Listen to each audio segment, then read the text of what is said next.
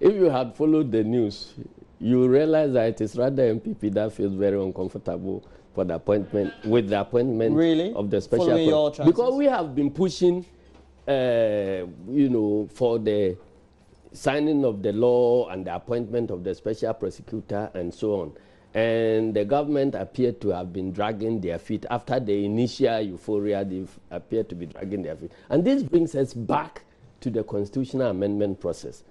You know, it is the Constitution that provided for the office of the Attorney General, Minister of Justice, and the functions they are to carry out and so on.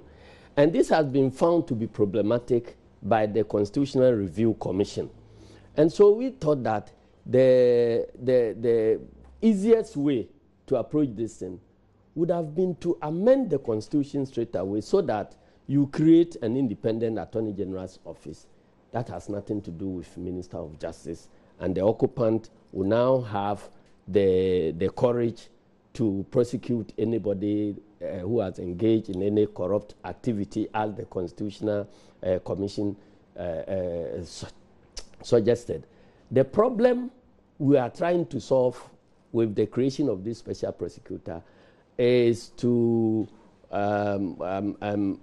enable an officer to be able to prosecute members of a sitting government so that we can depart from the post-mortem approach to fighting corruption. You think the current law doesn't allow it? The current law, well, the law doesn't prevent that thing from happening, but human nature. For instance, you have an Attorney General sitting in cabinet to approve of all the laws and programs and so on. And then an issue comes out about how something has not been done properly. And the person who participated in approving it is now being called upon to go and arrest the minister who is implementing it. It has proven to be a challenge for the past 25 years. So that has reduced our fight against corruption to a post-mortem exercise. And so in an attempt to resolve this matter, there was a suggestion that we should split the office of the Attorney General from Minister of Justice so that the Attorney General does not become a political appointee who would be looking up to the president for about what to do. It has not happened. The constitutional amendment has not happened. But what the current president has sought to do is to find a way through an act of parliament to achieve the same ends as the amendment would have achieved. And that is what they've been struggling with. Even the bill that has emanated out of it still has some concerns about it. But we believe that, well, half a loaf is better than none. So once you have it, let us try it and see.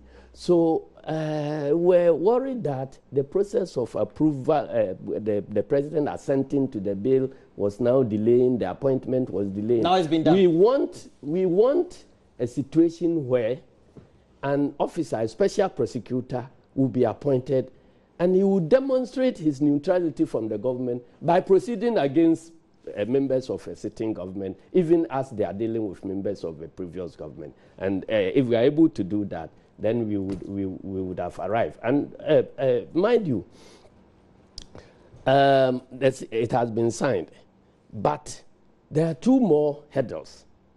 The individual who will be appointed, he must be seen by Ghanaians to be a sufficiently non-partisan person. You mean the NDC side of the Ghanaian?